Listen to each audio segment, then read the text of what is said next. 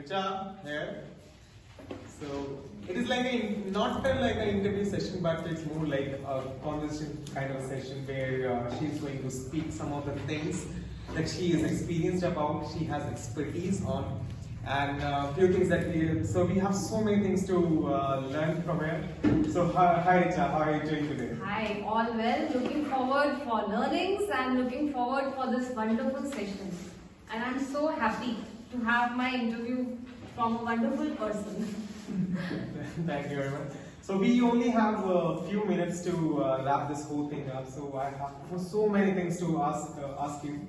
So I'm gonna start with very basic and a very needy thing for everyone. So my very first question is, what inspires you the most? To be honest, it is when I see people reaching heights, when I see people achieving what they are looking for.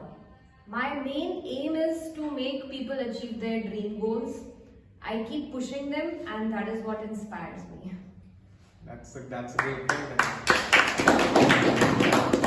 Many of us are pursuing their own journey on the entrepreneurship way. Justmeet is there, and many more people are. Mohit is already doing his own thing by running his own company, and many more people out there must be